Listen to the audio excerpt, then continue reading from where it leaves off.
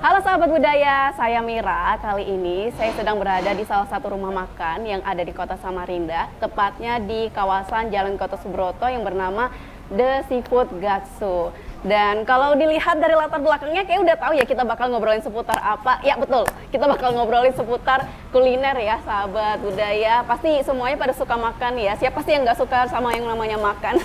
Dan kali ini kita bakal ngobrolin seputar makanan, dan di samping saya kanan dan kiri sudah ada dua orang spesial di sini. Yang pertama ada Mbak Lilis, jadi beliau ini adalah owner dari The Seafood Gatsu. Halo Mbak Lilis, halo. Gimana kabarnya, sehat? Alhamdulillah sehat. Alhamdulillah. Sebelumnya terima kasih sudah meluangkan waktunya untuk mengizinkan kita untuk ngobrol di sini ya Mbak ya. Iya, siap. Nah, selain ada Mbak Lilis, di sini juga ada yang paling ganteng di antara kita berdua sebenarnya ya. Ada Chef Agus. Jadi beliau ini dari Persatuan Chef Nusantara Indonesia. Betul ya, Chef Agus ya? Benar. Baik. Gimana kabarnya, sehat? Alhamdulillah sehat. Alhamdulillah sehat ya. Tapi intinya alhamdulillah sih saya beruntung banget bisa ngobrol bersama Mas Lilis dan juga Chef Agus di sini ya, karena saya di sini cuman tugasnya ngobrol aja. Alhamdulillah nggak disuruh lomba masak. Kalau disuruh lomba masak saya auto kalah kayaknya ya. Kalau ibaratnya kayak di chat grup gitu, gabung saya langsung live kayaknya Mbak. Take down langsung ya? Iya, langsung take down gitu. Oke, kalau ngobrolin seputar kuliner ya, memang kuliner ini kan tiap daerah mempunyai ciri khasnya masing-masing ya, tak terkecuali juga di kota Samarinda. Dan kali ini kita bakal ulik gimana sih kuliner di Samarinda ini sendiri itu tergambar dalam kearifan lokal. Dan sebenarnya kuliner ini bisa dibilang nggak cuma sebuah hidangan, tapi juga bisa menjadi salah satu penyumbang kehidupan dalam seseorang. Nah, kita ke Mbak Lilis dulu ya. Nah, sebelum kita ngobrolin seputar The Seafood nih, Mbak Lilis. Kalau Mbak Lilis nih mendengar kuliner Samarinda, yang terbersit di pikiran Mbak Lilis pertama kali, yang kuliner yang menggambarkan Samarinda Banner itu apa nih Mbak Lilis? Wah, kalau saya pasti mihun ya. Oh gitu, mihun. Kayaknya Mbak Lilis seneng banget nih sama mihun. Ya, mihun kan nggak di tempat lain tuh nggak ada. Jadi ciri khasnya Samarinda mihunnya nih. Suka banget sama mihun, apalagi pakai kerupuk ya Mbak ya? Ya, kerupuk mihun. Sambalnya juga. Cuman ada di Samarinda ya. Iya, cuma di Samarinda ya. Oke, siap. Nah, kalau dari kacamata Chef Agus ini sendiri gimana nih? Kalau kuliner Samarinda Banner menurut Chef Agus apa tuh? Kalau Samarinda banget ya, kalau saya lihat dari segi ini, sebenarnya banyak sih yang tertinggal. Kayak kesannya itu pisang krecek ya, pisang krecek itu harusnya kita galakkan lagi. Tapi ini sekarang udah mulai tenggelam. Pisang krecek itu ya salah satu ciri khasnya Kutim kalau nggak salah kemarin. Ya itu aja sih, pisang itu yang kita iniin, tradisionalnya seperti itu. Oh, tradisionalnya ya. Itu kalau cemilan, kalau makanan besarnya kira-kira apa tuh kalau di Samarinda? Kutai yang mendominan itu kutai sih. Masakan kutai itu mendominan sekali. Kalau untuk di Samarinda loh ya. Kalau kayak bilangnya mbaknya tadi itu bihun apa itu ya lawannya ote-ote. Jodohnya Jodohnya ya. sudah klop sudahnya di situ sudah ya. Itu makanan merakyat sama sekali sudah itu. Iya, siap Mas Agus ya. Nah, kita balik dulu ke Mbak Lilis. Sekarang kita ngobrol seputar The Seafood ya. Kalau dari namanya pasti udah tahu ya. Ini berarti bahan utamanya itu adalah olahan seafood, betul ya Mbak Lilis ya. Nah, sejak kapan sih The Seafood ini ada dan inspirasinya gimana? Kok bisa sih ada terbentuk The Seafood Gatsu ini? Ya, dari tahun 2015 sudah mulai bergerak di bidang kuliner sampai saat ini. Suka kuliner karena saya hobinya kuliner, hobinya makan, jadi suka dengan usaha atau bisnis inilah. Yang berbau dengan kuliner gitu ya? Ya, berbau kuliner. Oke, siap. Tapi kenapa harus seafood Mbak? Nah ini, Seafood dari berapa tahun pengalaman, karena tamu yang di luar kota itu banyak, ya pasti mencari udang galah ya Samarinda. Nah, ciri khas termasuk ciri khas kita di Kalimantan. Yang paling banyak sih Samarinda ya untuk udang galah. Jadi merasa bangga aja tamu tuh selalu carinya seafood ke Samarinda sama kepiting ya, karena memang kepiting dari sini juga. Tamu selalu sih nyari itu. Tamu luar daerah. Oke. Berarti andalan di sini bisa dibilang udang galah ya, Mbak? Udang galah kepiting. Oh, udang galah sama kepiting. Baik. Nah, kalau dari Mbak Lil sendiri, apa sih yang membedakan seafood dari The Seafood ini sama seafood-seafood lainnya gitu? Ada yang spesial nggak? Spesial masakannya atau spesial apanya? Spesial apa ya? Yang menurut Mbak Lilis dua-duanya juga boleh. Iya sih, kalau saya rasa ya berani yang mungkin cocok di selera saya ya untuk ini seafood yang saya punya rasa di sini gitu. Kita bahan sih yang nomor satu yang harus ekspor, kualitas ekspor. Oh, ekspor ya, dari luar berarti. Kita lokal tapi yang biasa ngirim ekspor keluar. Kayak udang galah tuh kan banyak grade-nya ya, kita harus yang grade paling atas. Ukuran size-nya itu. Terus kalau kayak udang tiger, kita benar-benar udang tiger yang kita jual yang untuk memang diekspor. Oke. Itu kalau dari bahan utamanya ya. Kalau dari bumbu-bumbunya gimana tuh? Nah, kalau bumbu tradisional semuanya, masakannya dibuat olahan asli, bukan yang ada seperti banyak ya seperti masakan apa? Telur asin itu biasa pakai seasoning ya, Chef ya. Biasa ada seasoningnya, tapi kalau kami asli alami dari telur asin sendiri gitu. Kayak sekarang kan ada bumbu jadi gitu ya? Ya, kita nggak pernah pakai. Selalu olahan alami semua. Mengolah semua sendiri Ya. gitu. Pakai ya. blend semua ya. Semua. Wow, semuanya tradisional ya. Dikira pakai ngulek, Mbak. Nah, ngulek kalau sambalnya diulek. Oh, kalau sambal diulek ya. Kalau bumbu diulek gak sempet dah pegel dah itu. Iya, pegel itu sudah ya. Karena ribet lumayan ya. Ya, agak lumayan ribet. Oke. Kita beralih dulu ke Chef Agus nih. Siap. Kan berawal dari apa ya? Kalau saya dengar-dengar nih, Mas Agus ini berawal dari seorang apa ya? Asisten dapur ya awalnya. Tapi alhamdulillah setelah Tepatnya steward cuci piring awalnya. Oh gitu. Oh, Iya. ternyata berawal dari Justru memang backupnya harus di bawah. Kita harus mengenal kalau kita nih punya, langsung saya jawab aja ya. Nah, jadi kalau kita memang mau nyaman di dunia kita harus pelajari dari bawah. Ya, kalau suatu kayak seperti mbaknya ya, owner, dia selalu pahamin ini yang bawah-bawah ini seperti apa. Jadi suatu saat beliau untuk memimpin seperti ini, dia tahu karakter karyawan seperti apa, terus maunya karyawan seperti apa. Karena kita menyatukan berapa kepala itu sangat susah. Coba deh, nggak percaya tanya, mumetnya bukan main, apalagi Gimana, Mbak? pas tidak. Ya bener ya, mumet banget ya. Itu yang saya pelajarin sampai saat ini. Untuk karakter manusia itu beda-beda. Makanya saya ambil dari steward, dari bawah naik sampai ke level-level yang sampai untuk dunia kuliner tuh chef itu yang paling tinggi. Ya itu yang saya mau. Kemungkinan juga banyak yang orang tahu pingin belajar tapi belum ada kesempatan ya, mungkin ya gitu ya. Kebetulan saya dikasih kesempatan untuk belajar itu.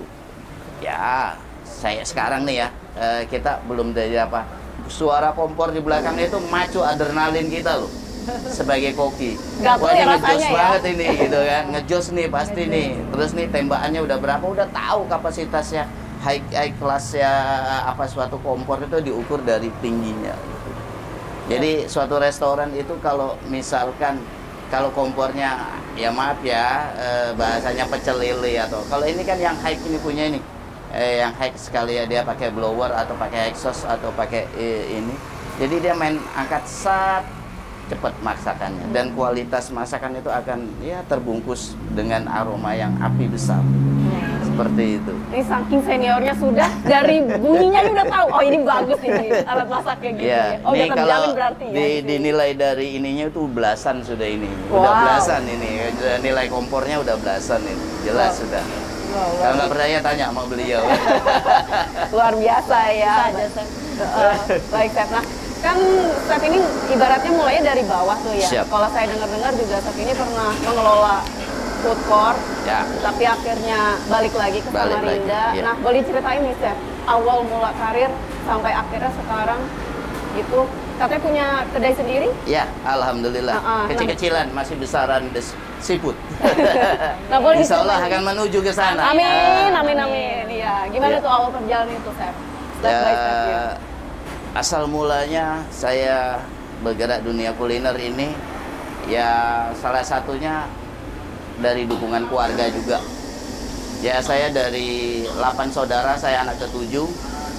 Saya lihat kok ekonomi kita ini agak ini, karena saya mulai dari SD sudah dididik untuk usaha sendiri. Karena saya 2 tahun udah ditinggal sama bapak saya anak yatim 2 tahun. Ini kisah saya ya kan, kisah saya. Jadi 2 tahun saya udah tinggal, makanya saya dipupuk untuk bisa mandiri. Nah, akhir itu saya coba lihat ke sekolahan. Saya aslinya memang bukan orang Samarinda. Saya aslinya dari Sanga-Sanga, kota kecamatan kecil lah. Dari situ saya coba keluar dari Sanga-Sanga itu, kecamatan itu, untuk belajar di SMKK dulu. Nah, saya lihat di situ kok prospeknya bagus ini. Karena sekolah masa ini yang dilihat, kalau dulu zaman dulu kan, saya kelahiran 79 itu belum ada TV ya.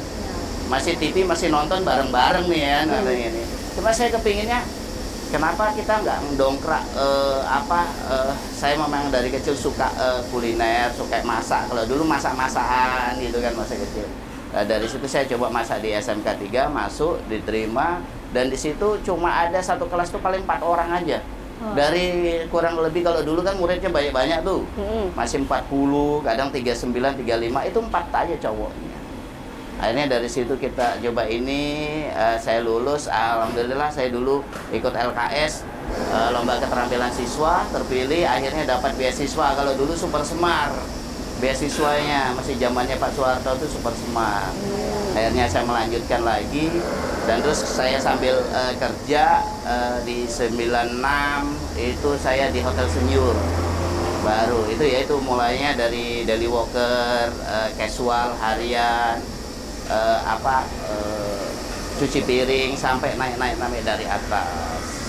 Dan juga saya sampai ke Banjarmasin, ke kota-kota yang lain juga sempat, dan juga sempat juga di kapal kita obrolin tadi itu. Iya, sempat di kapal ya. Jadi kepala chef juga sempat ya, pernah ya? Alhamdulillah, kalau kepala chef saya pegang itu kurang lebih ada 3 tempat saya kelola dan berkembang. Terakhir saya ada di Suki Kita. Suki Kita terakhir itu di awal 2010. Di 2010. Dan sekarang ini memilih untuk ada kedai sendiri gitu. Ya. Ini beraninya kenapa kok bisa terdongkrak untuk berani, mau coba sendiri aja deh. Coba gitu. sendiri ya. Iya. Awalnya sih sebenarnya kita ini kalau di modal kecil, kalau kayak mbaknya kan modal besar lumayan aja, baik aja kita gitu kan. Tapi kalau kayak kita ini, kalau kayak saya otomatis saya ngumpulin dari awal, dari kecil, dari ini, dan juga ya itu kan pernah saya ada cerita di podcastnya RRI juga, karena dorongan dari orang tua. Saya dulu memutuskan untuk resign dari tempat kerja, karena tempat kerja saya ini sudah suah, udah jadi sampai 3 cabang, sampai terakhir tinggal 1 sih. Jadi saya merawat mama saya, ibu saya, sampai beliau meninggal, dan akhirnya saya izin sama beliau. Sebenarnya saya pengangguran dulu, karena sudah saya resign, otomatis gak mungkin dong saya balik lagi ke tempat kerja itu. Ya sebenarnya kalau ditanya-tanya, selalu ditanya, kenapa Mas Agus pengen buka tempat usaha atau apa? Ya karena orang tua awalnya. Soal doa ibu, doa orang tua itu udah paling. Kalau saya pesan sama teman-teman, kalau masih ada orang tua, udahlah, sejahterakan orang tua, insya Allah. Nih rezeki udah datang, Iya. jelas sudah itu. Rezeki insya Allah depan mata lah istilahnya. Pasti Tinggal kita sudah. jemput gitu ya, Mas ya. Udah di depan mata, udah disiapin kita ini gitu. Oke, siap. Nah, kalau ngobrolin seputar kuliner di Samarinda nih Mas Agus, Ya. karakteristik umumnya tuh seperti apa? Kayak bumbu-bumbunya gitu? Dominannya? Iya, dominannya apa? Dominannya kalau di sini itu gurih manis deh. Kurang lebih kayak di Banjarmasin. Kalau Banjarmasin cenderungnya ke manis nih, Manis, ya. ya kan, gitu. Tapi kalau di sini cenderungnya itu ke gurih manis, ya kan, gurih manis. Jadi kalau dia kena di asin kayak di Pontianak tuh, dia cenderungnya ke asin. dia cenderungnya ke asin. Tapi kalau di sini gurih manis itu udah dominan, sudah pasti sudah. Dan sambal itu pun mintanya itu walaupun pedasnya kayak apa, kecap manis dicari di sini. Iya, Itu yang laris pasti manis deh. itu ya. Di mana-mana apapun makanannya, kecap manis selalu ada di depan. Iya, kayak Mbak Lilis pasti ada ini. Iya, Menyediakan. itu pasti kecap manis. Walaupun dia pakai sambal, dia kasih kecap. Hancur itu masakan itu jelas sudah. Ya kan gitu. Oke, penyajiannya berarti apakah pakai kecap manis juga nih atau gimana? Ya, Kalau masing-masing secara masakan? masing-masing restoran, masing-masing kuliner itu punya ciri khas masing-masing. Ya. Kalau masalah kecap manis itu kan itu menyeluruh lah. Itu karena kesukaannya dari masing-masing individu. Tapi kalau masing-masing masakan itu pasti dipakai, nggak mungkin enggak lah, pasti pakai. Oke, siap. Nah, kalau kan biasanya tuh masing-masing chef ada spesialisasinya ya. Kalau chef sendiri nih spesialisasinya di bidang apa? Saya kebetulan di Chinese food. Nyambung nggak sama seafood? Nyambung. Nyambung Nyambung satu sekali. kesatuan. Satu Kayaknya kesatuan. bisa nih collab ya. Insya Allah, insya Allah. Oh, gitu. Oh, lebih ke seafood ya? Ya, memang mainnya di seafood saya. Iya. Atau Chinese gitu ya? Ya, di Chinese food kayak model, ya kayak ini saya kurang lebih bahan-bahannya sama sih. Makanya mbaknya tadi bilang, owner tadi bilang, senjata yang paling utama yaitu kualitas. Kualitas dari bahan itu mesti kita dijaga, apalagi nih seafood.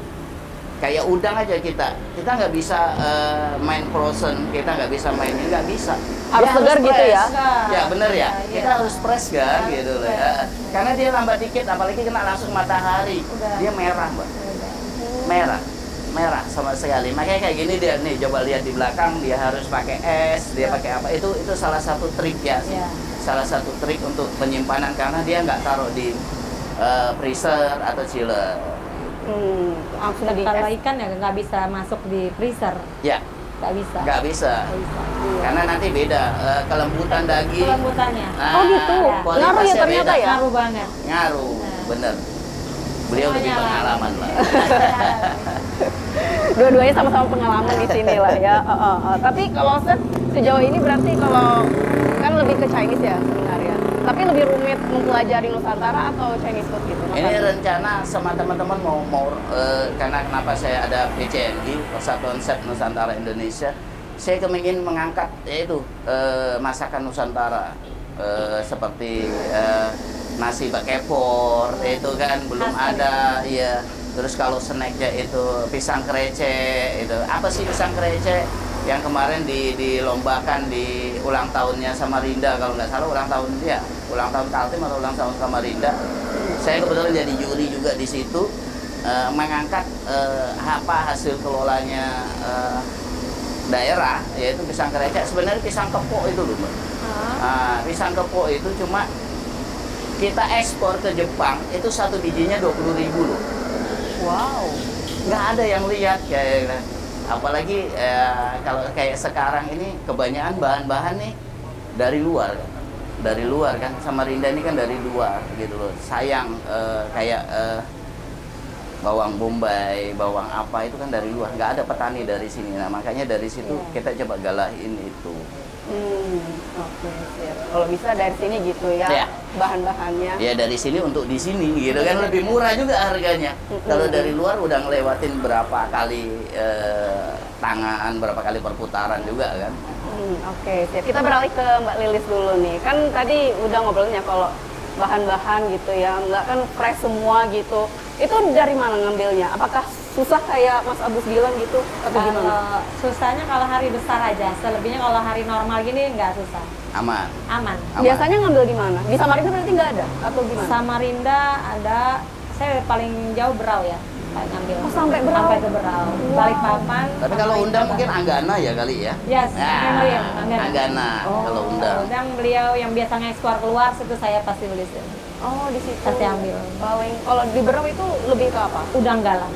Udang galah ya dari Udang galah. dari Berau bagus juga. Ya. Kalau kepiting mungkin Ke Badak. dari Badak ya. Number one, Badak. mana badak. Itu agak-agak lumayan. Kayaknya satu link sama ini kayaknya. Karena kebetulan aja sih.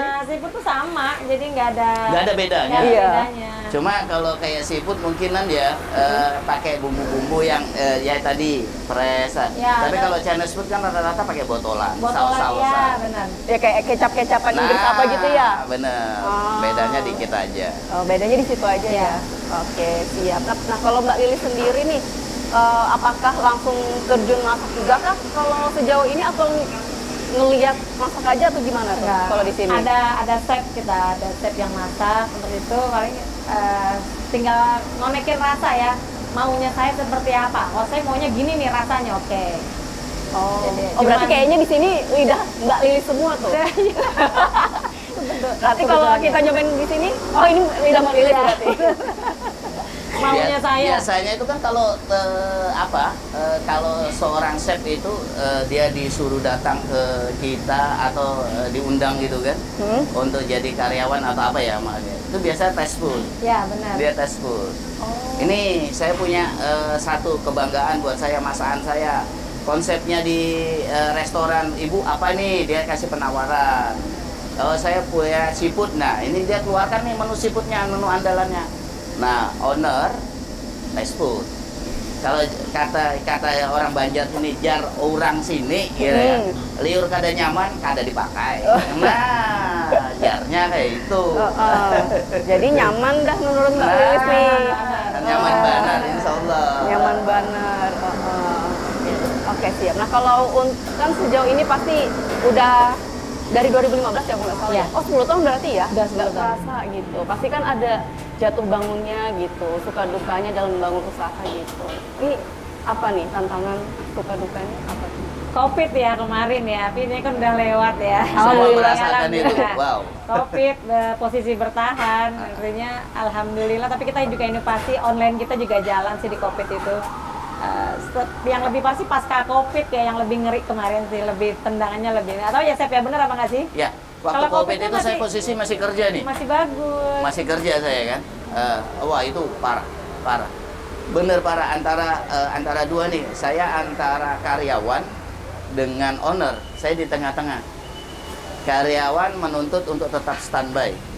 Tapi owner menuntut untuk bahasanya ya dikurangin atau apa. Itu sisi paling berat buat saya. Kalau bisa saya aja yang keluar deh gitu daripada teman-teman. Tapi kan nggak bisa. Iya. Itu salah satunya beratnya ujian saya kemarin. Bukan ujian karena di COVID-nya. COVID-nya saya nggak heranin kemarin. Justru ujiannya itu perut-perut dia orang nih nah. Dia orang punya keluarga, dia punya ini. Jadi kalau saya disuruh pilih berapa orang yang harus di-resign, berapa orang harus dikeluarkan. Itu yang paling keputusan yang paling berat. Sebenarnya owner juga berat, tapi kan kondisinya yang nggak memungkinkan untuk mempertahankan karyawan di situ. Oke. Tapi alhamdulillah sudah terlewati gitu ya, Mbak Lili. Alhamdulillah. Alhamdulillah, ya pas Covid kemarin juga saya buka brand lagi satu, Dunia Seafood, karena pingin membagi dua karyawan di sini banyak daripada saya ini kita kurangin mau kemana kan gitu kasihan. Jadi akhirnya kita buka dua cabang di Samarinda. Jadi kita bikin brand baru untuk itu. Cuma Dunia Seafoodnya lebih ke high ya, customer high. Oh, kelasnya. Oh. Oh, itu berarti solusi dari Mbak Solusinya ini ya, kemarin saat itu. Ya, saat itu. Ini saking sayang banget sama karyawannya Nah, ya. itu. Nggak mau di apa ya? Maksudnya nggak mau ditelantarin gitu ya. Kemana kita saling pada saat belum terjadi, saya sayang mereka. Masa sudah terjadi, saya membuang mereka kan itu sangat tidak adil menurut saya. Jadi kita harus cari gimana caranya gitu. Alhamdulillah sih udah terlewatin dan sangat bersyukur. Untuk tantangan lain sih kayaknya sepertinya nggak ada, sama semua. Bahkan sekarang insya Allah lebih maju lagi. Lebih gitu ya. maju lagi, alhamdulillah. Alhamdulillah. Oke, siap. Nah, kalau Mbak Lili sendiri nih strategi untuk promosinya ini sendiri gimana? Kan sekarang ada berapa cabang Mbak kalau boleh tahu? Dua, Balikpapan sama Rinda. Oh, di Balikpapan Samarinda. Oh, di Balikpapan ada juga. Ada. Wah, alhamdulillah. Nah, ini strategi promosinya gimana tuh? Dari mulut ke mulut kah atau ada media sosial atau gimana? Strateginya kalau kita ada baik sosial media juga, tapi lebih ke customer sih, kami menunjukkan pelayanan dan rasa masakan sih yang lebih saya jaga untuk itu semua. Sayang ke customer. Kalau Dunia Seafood tuh ada ininya, appetizer-nya, ada dessertnya, itu free semua. Jadi dengan cara seperti itu yang kita narik customer lah. Memberikan diskon, memberi bonus makanan. Ada member gitu nggak biasa di sini? Kan biasanya ada rumah makan yang ada member gitu. Enggak sih. Oh belum ya sejauh ini ya? Aku pikir Happy Papi. Lain. Siapa member? Iya. Paling mainnya tuh di diskon kali ya. Di diskon. Kalau ada event-event gitu ya. Gitu ya. Kayak apa tanggal kembar mungkin contohnya gitu atau apa gitu. Biasa sih tergantung mood saya biasanya. Oh gitu. Berarti kalau kita datang ke tempat beliau, kita lihat nih dia nih, wah lagi asik atau nggak asik kita balik aja deh. Iya. Lihat aja beliau lagi happy atau enggak. Iya. Kalau happy kita datangin. Kita datang, wah dapat diskon nih gitu Iya. ya. Canda ya Mbak ya. Oke siap. Nah kalau sekarang tuh kan Mbak apa ya, bisa dibilang kuliner-kuliner sekarang tuh banyak yang kekinian gitu. Maksudnya kayak ada variasinya di macam-macam. Dijadikan apa. Ini bakal ada rencana seafood mungkin ada toppingnya apa gitu atau gimana tuh? Pernah ada kita ngikutin ini ya tren yang kekinian. Tapi peminat itu kurang. Jadi akhirnya saya tetap kembali ke selera yang, karena kalau seafood itu di mix macam-macam rasanya aneh menurut saya. Jadi nggak cocok aja, di sayanya pun nggak cocok untuk yang ngikutin tren kekinian itu. Oh lebih berarti lidah masyarakat tuh masih tetap original gitu ya. Karena para customer tuh pingin datang ke seafood tuh, oh nih ikan segar nih sehat ya. Ya banyak kan yang udah umurnya lebih mungkin tidak berani makan daging lagi, jadi kan mencari ikan. Jadi ikan juga kalau dimacam-macamin mereka juga merasa nggak nyaman. Pinginnya ke resto tuh makan ikannya oh yang segar nih ikannya, bentuk tidak dimacam-macamin gitu. Iya, dan bumbunya harus sesuai lidah Mbak Lilis.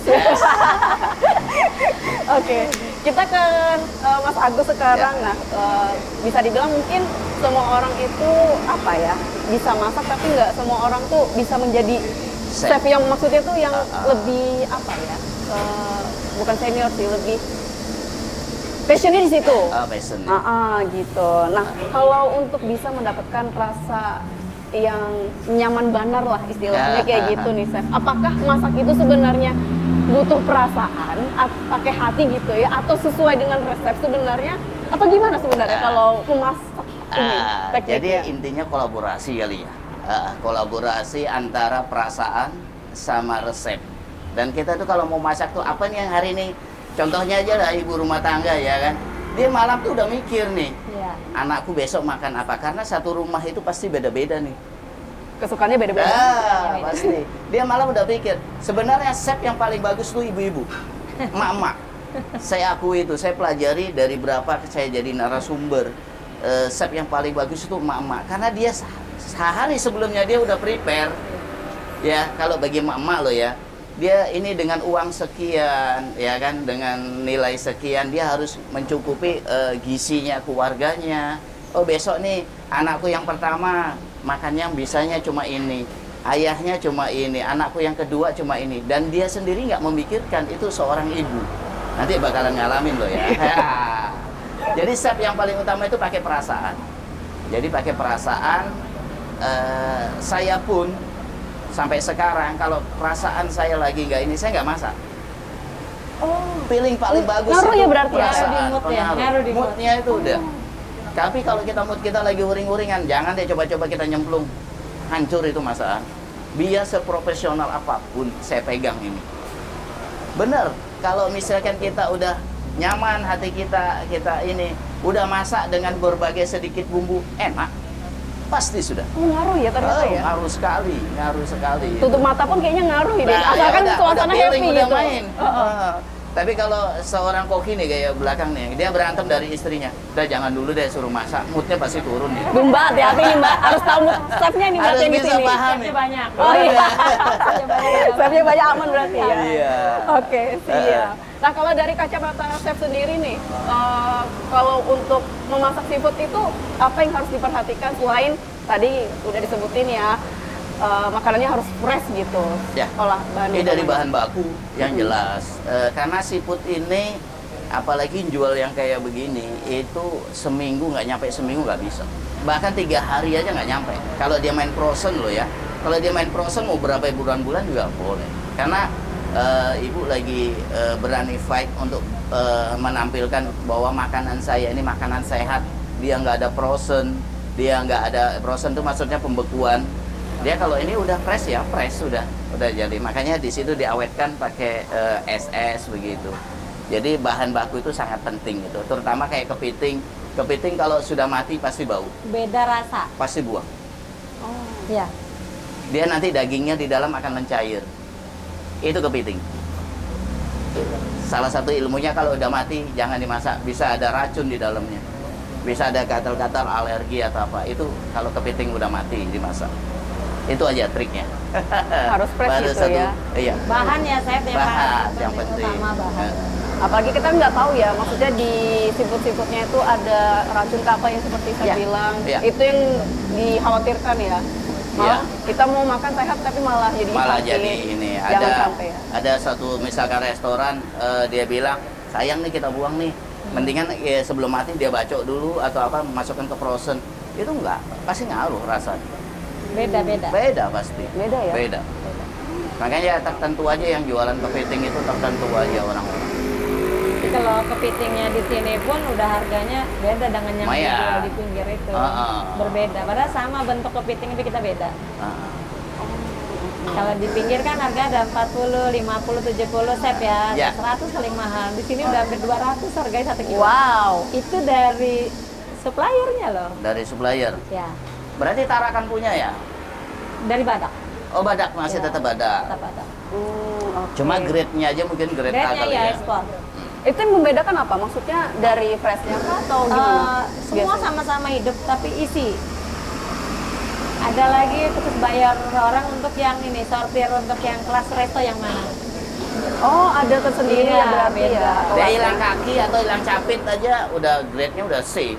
Udah beda. Udah Hilang beda ya? capit, hilang ini. Terus dia di bawah itu kan ada ini kayak model bawah itu. Ini kalau keras dia atau lembek itu udah beda. Kita punya keahlian khusus untuk itu. Nah, untuk itu. Dan itu yang bikin harganya lebih Agak daripada lumayan. yang di luar. Nah, Iya, karena pilihan. pilihan. Berarti kalau di Sefit pastinya yang grade tinggi ya berarti ya. Ya, itu dia ada ya Iya, barangnya. itu nanti lah kita lihat ya. Oke. Nah, Saf, boleh bagi tips nggak?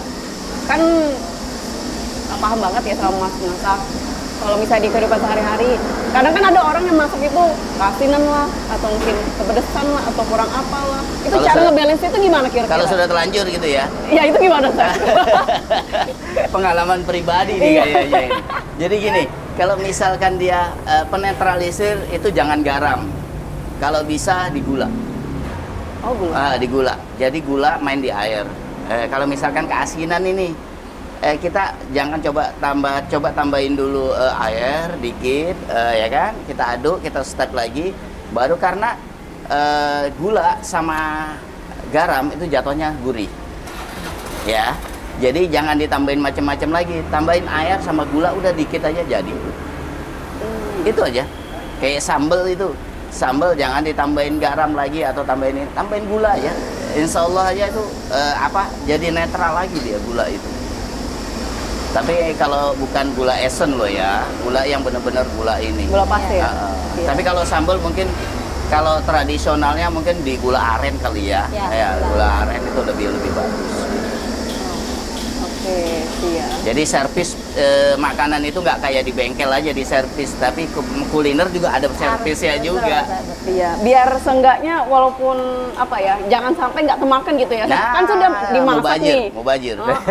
Itu sudah masa gagal tapi nggak dimakan kan. Siap. Ada penyelamatnya lah Oke. istilahnya kayak gitu ya. Kebiasaan Chef. saya nih kalau ada tamu nggak habis makanannya, saya panik tuh. Ya. Gimana tuh jadi? Itu satu pertanyaan itu. Ya, itu kenapa nggak dimakan? Saya bilang, tolong diambil, saya mau lihat. Ternyata, oh iya Bu, kebanyakan pesen. Oh, oke. Aman berarti. Aman. Karena di sini kan menunya tuh family ya, jadi banyak. Jadi mungkin kebanyakan pesan jadi nggak termakan itu sih. Saya khawatir kalau pesanan itu tidak dimakan, saya lebih khawatir itu. Apakah kami salah itu? Itu kebanyak perjalanan ini sih. takut nggak dimakan orang tuh apa gitu, pasti kayak gitu, takut customer ini kecewa, yang saya takutkan itu. Iya. Overthinking seorang owner ini ya.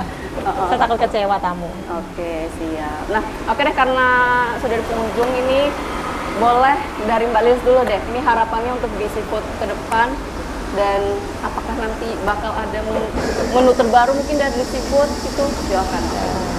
Menu terbaru pasti ada, kita kan karena ikutin zaman, jadi kita sering kuliner juga ke kota lain, apakah yang bisa untuk The Seafood Gatsu biar lebih maju lagi, lebih variatif menunya untuk supaya customernya biar nggak bosan ya. Jadi terus belajar sih.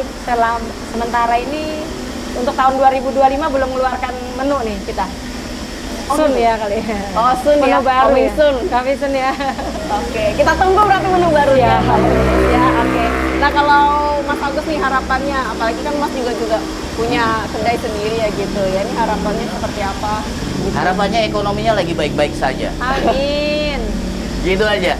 Seorang pengusaha, seorang kalau ekonominya semua lagi bagus, udah apapun kita jual pasti jadi. Ya. Tapi kalau ekonomi sedang tidak baik-baik saja, selesai kita. Itu sudah pokoknya. Karena memang grafiknya mulai bulan puasa itu udah beda. Udah betul. Grafiknya ekonomi kita ini udah, selain kuliner juga pengamat ekonomi nih. Iya. Jadi memang grafiknya lagi turun ini. Mudah-mudahan aja kita berdoa ekonomi sedang baik-baik saja. Amin. Gitu aja. Amin. Oke, siap kalau gitu. Terima kasih Mbak Lilis, terima kasih Mas Agus Sama-sama. sudah mau berbagi di kesempatan kali ini. Semoga aja cerita-cerita Mbak Lilis tadi juga Mas Agus bisa menginspirasi banyak orang di luar sana Amin. tentunya Siap, ya. insyaallah. Dan sukses selalu Mbak Lilis. Amin. Sukses selalu Mas Siap, Agus. amin. Ya, itu tadi obrolan kita bersama Mbak Lilis dan juga Mas Agus ya. Semoga aja bisa menginspirasi pendengar dan pemirsa yang lagi menyaksikan. Dan intinya kuliner ini sendiri bukan cuma sebuah hidangan, tapi juga bisa dibilang menjadi suatu penyambung kehidupan bagi kehidupan seseorang gitu ya. Dan saya Mira dan juga tim yang bertugas, terima kasih atas kebersamaan Anda. Sampai jumpa di podcast berikutnya.